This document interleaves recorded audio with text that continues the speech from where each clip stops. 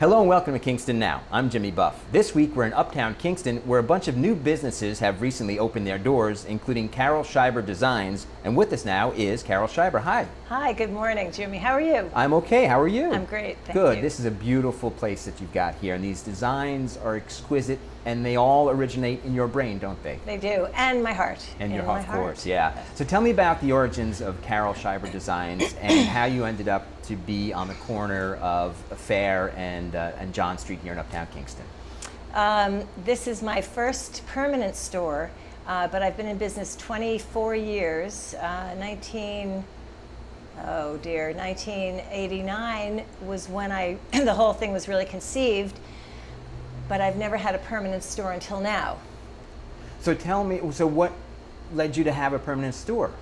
Okay, I've been designing for 24 years when a friend of mine who I used to have impromptu dinner parties back when I lived in Brooklyn in Cobble Hill, and one of my friends said he loved what I had done with my kitchen and would I help him decorate his. And what were you doing before that? Were you in business at all, or? I was a copywriter in advertising and a creative director. So I had some, I was in a creative field, but I wasn't necessarily a visual artist. I had painted once in college because one of my best friends was a fine artist, so I used her paints one, Easter vacation, Easter break when I was in, still at school. And I was really turned on. I mean, I didn't want to eat that week. I just really wanted to sketch and paint. But then that was the end of college, and then I had to go get a job, and I became a copywriter. So I was in a creative field, but the art piece was just kind of left behind, waiting dormant until, how many years later, when I was 32. So now your designs encompass a wide variety of items. Can you tell me what they are? Okay, so they are predominantly hand-painted placemats. I also, through the course of designing the placemats, I have to back up just a little minute, Jimmy. What the friend did for me was that I said, let me make you some napkins. And so I made him napkins, and then my painter friend said, why don't you let me paint some fabric for you? She moved away. I then got fabric and paints thinking I could do this. So I started painting fabric, like long lengths of fabric, and cutting them up into placemats. So that was kind of the wild part. There'd been nothing like that before, and I ended up bringing them to Barney's in New York and to Macy's, both of whom wanted to place an order. Wow. Yeah, right, sort of out of the box. Yeah. And Macy's placed a $10,000 order, which I painted from my bedroom in Brooklyn. Then you had to get to work, right? Then I had to get to work. I didn't know whether to laugh or cry, actually. Mostly laughing and painting. So that's what started it. And then the idea to do the shapes, again, organically happened. I thought, why not? Why aren't there shaped placemats? And my best girlfriend at the time said, because you're supposed to do them, and I believed her. And so I started doing that, and so the leaf placemat first came out, actually, first was the citrus slice round, which Barney's and ABC Carpet purchased, many of, and then the leaves. And then, so it's hand-painted placemats, and then they actually come together to interlock and create runners and centerpieces, which was just really one of those divine discoveries. And then I was in my studio back in Brooklyn, I had this wonderful studio, and I was like, I'd love to do a napkin that looks like a flower to go with my leaf and flower placemats. And in that moment, this design appeared, and I sketched it and cut it, and then I engineered a roll, a napkin fold, that then between the hand-painted leafy napkin cuff and the roll create a beautiful rose napkin. taking those items to a place like Macy's or Barney's, who buy in bulk and then they in turn sell them to the public, is different than having a storefront as you do now in Uptown Kingston. So I'm going to ask you two questions. First, what's that like selling to the public now? I love it. I completely love it. I find that when I'm with the people who are using the placemats, there's a tremendous energy. And the experience that I'm having is that when people see my work and they meet me, they're just like, oh my God. I mean, you know, my husband wants to have a sign that says, oh my God, this is the oh my God design. So it's because there's nothing else like it, and they do interlock and work together just like people do. So I actually really love when people come in the store. And now what's great about having the store is that I can have heavier items, because I also do craft shows, mini craft shows. And but I haven't been able to sell my ceramics or my glassware because it breaks in shipping and it's heavy. So I can expand here. So I'm really loving having a space and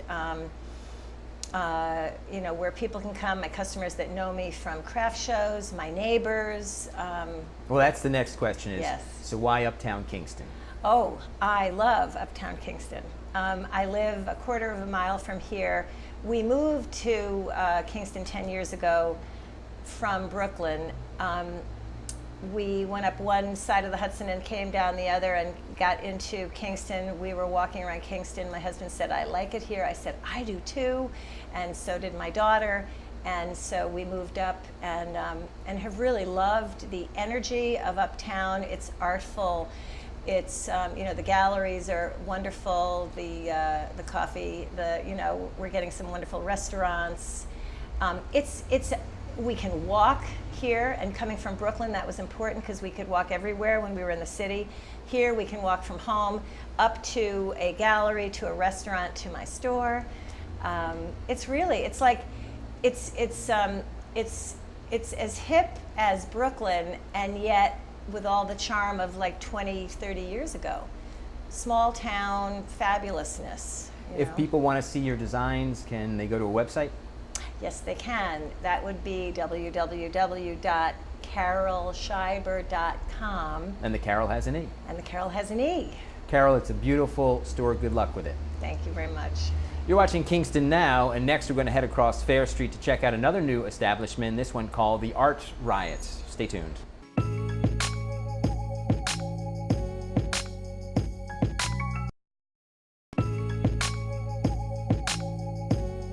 Welcome back to Kingston Now. I'm Jimmy Buff, and we continue our tour of Uptown Kingston, where a bunch of new businesses have opened recently, including the Art Riot. And with me now is one of the co-owners, Matt Plava. Hi, Matt. Hi, how you doing? So, who is your partner in the business? My partner is Heidi Abrams. She was really the idea person behind the whole thing. So, what is the idea behind the whole thing? The Art Riot is a DIY craft store where we focus on local artists and who do really awesome things that might not really get the chance to get out there. So everything in the store is handmade, homemade. Yeah, not mass produced. Not mass produced. There might be some less than handmade techniques being used, but it's all small scale, made at home kind of thing. So what are some of those items that are around us? We have homemade toys. We have homemade cards. I see jewelry around us, right? Sewn crafts, aprons, bags, knitted crafts, scarves, the whole gambit. And it goes into some fine art, but we try to shy away from a lot of that. So when you were looking for a location to open in, why Uptown Kingston? Well, I grew up in Uptown Kingston, about 4 blocks away. This store was Whitworth Jewelers for, I think, 15 to 20 years, and it opened up. I'm good friends with the next door neighbors at Lucy's Taco, and it really fit in perfectly. So when you're looking to source this stuff, how are you finding all these great arts and crafts? At first it was just internet. My girlfriend did a lot of research and contacting people through Etsy or through Facebook. But now at this point, people are coming to us or getting word of mouth. You're an artist yourself. Yes. Are you getting a chance to practice your art now that you have the store as well? I'm getting more time to do artwork, which is nice, which was the whole focus for me. So I'll be here working at the counter on my own projects, and then get distracted by people coming in, and then I'll go back to work. And there's a lot of my stuff up in the store as well. So how has the reception been in the neighborhood? I know that people walk past. It's a very compelling storefront. I'm sure people are drawn in by that. What's their reaction like? Well, we've been here since the beginning of the summertime. We just finally got our sign and flags outside, so now we're really making more of an impact visually on the neighborhood. So we're getting more and more people in. And what do they say when they come in? Oh, they love it. They love all the little crafts and finding everything, and not all the artists' items are in one spot, so it's all throughout the store, so it makes people walk around. And when you sell an item of an artist and you contact them and say, hey, we made the sale, what's that like for them, you think? I think they like it a lot. We had one friend who was a math teacher by trade, and then the first month she sold probably over $100 worth of stuff. She was floored by how well she did. Because most of these artists, it's not their full-time vocation, right? No, not at all. It's what they do as for passion. Yeah. And for... It's one of those, like, the things that they do at Christmas time where they just want to give a present to somebody. It's their little outlet for creativity. Now they get a chance to try to make some money at it and get it to people that they don't even know that want to pay for it, which is really nice. Terrific. Well, it's a great-looking shop, and we wish you the best of luck with it. Thank you very much. This is Kingston Now, and next we're going to go around the corner and check out one of the new eateries that have opened in Uptown Kingston. We're going to check out the Yum Yum Noodle Bar. Come along.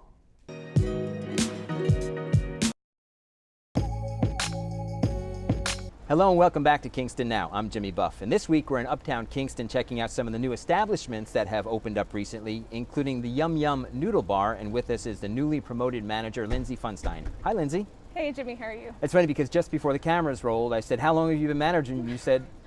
About a week. A week? Yes. But then you qualified that and said you've been working here for about 5 months. Yes. Yeah. Which is when Yum Yum Kingston opened, right? About 5 months ago? It's about 6 months ago now. Actually, we just reached our 6-month anniversary. And the original Yum Yum is in Woodstock. It is, yes. Inspired, I know, the owners who traveled to a bunch of Asian countries seeking foodstuffs, inspired by a lot of the noodle bars that exist in some of those countries. They brought that idea back to Woodstock, and now it is expanded here to Kingston. So what's on the menu? Lots of different options are on the menu. Vietnamese, Japanese-inspired dishes. We have a really great noodle bowl selection. There's actually 96 different options that you can have of the noodle bowls that we have. So explain that. You start with the base, the stock, right? Yes, you have 4 different noodle options, and then you have 4 different broth options, and then about 6 different proteins. And then different other ingredients that go in. Seasonal vegetables, mushrooms, scallions, a hard-boiled egg. It's a really, really good dish. Does it make the chef crazy when people come up with all sorts of unusual combinations? No, that's the great part. Whenever you get a new, unique combination, it's always, great to find out what that person likes. So tell me about some of the other stuff that's on the menu. What kind of great foods? Well, we have like the very traditional pad thai, which most people are very familiar with. Which is like chicken?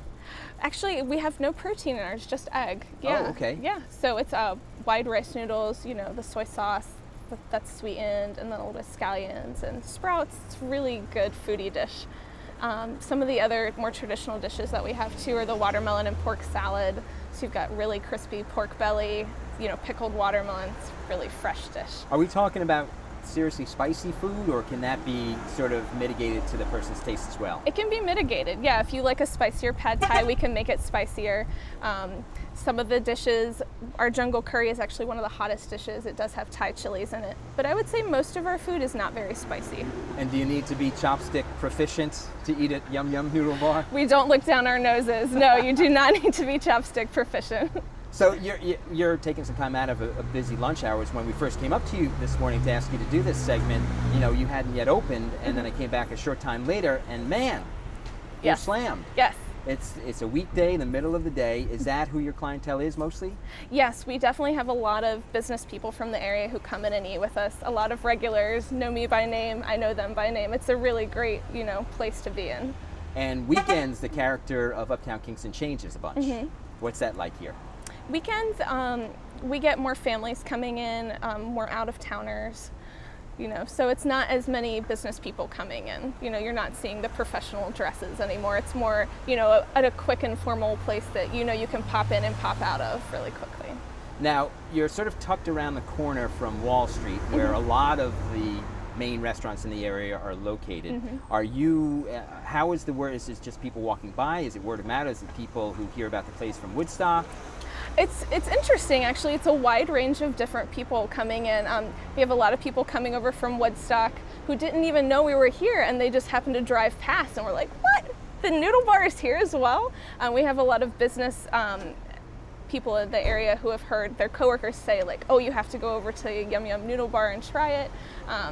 And then a lot of friends of the owners come in who know about the new location. So yeah, a lot of different varieties. Okay, someone comes in and says, tell me the one thing I have to have on the menu. What's that? Ooh. What's your answer to that question? That is a tough decision, but I would say that the Yum Yum curry dish is my favorite. It is a yellow curry with almonds, raisins. They're all blended together, and then it's put on whatever protein you'd like. It comes with rice that's done in the same fashion and asparagus. It's a really, really good dish. And you're nice and high tech inside too. I noticed there's no cash register. You check people out with an iPad. Yes, yes. We have a really awesome wireless system that makes us, you know, even more efficient. And I know that in addition to eating here on the sidewalk, you've got the restaurant to our just to our right here, to your left. Great tables inside, but that you'll also deliver as well. Or excuse me, there is takeout. There's takeout, yeah. Yeah. Well, great. Well, thanks for taking again time out of your busy lunch hour to tell us about Yum Yum Noodle Bar. Anytime, Jimmy. This is Kingston Now, and next we head around the corner to check out a new antique cafe. It's called Outdated. Stay with us.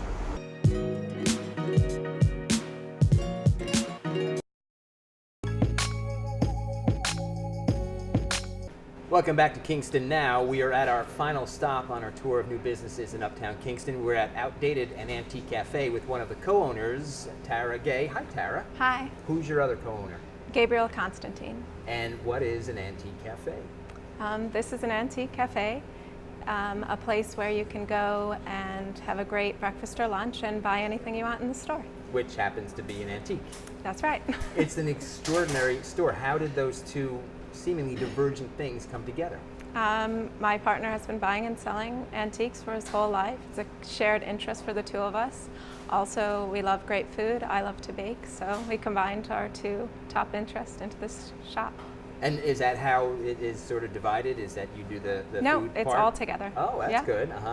So how did you end up in Kingston? You're not, we were talking before the cameras rolled, you're from High Vermont Falls. originally? Yeah, originally I'm from Vermont. And your husband or your partner's from the Adirondacks? Yep. And now we live down here, and Kingston we felt was a very up and coming spot and has huge, beautiful retail spaces available, so we decided to give it a chance. Well, you're on Wall Street now in an extraordinary space. I think you were talking something like 2,000 square yep. feet. That's the size of a house, Right. And it's filled, it's just chock full with incredible antiques. You know, there's a giant water buffalo head, a giant, right? You've got a giant globe, you've got old bicycles, old toys, old clothes. Where was this stuff beforehand? We've been buying antiques. We advertise locally, but we buy a lot everywhere, all around New York, Massachusetts, but mainly we try to advertise locally, and we're always buying.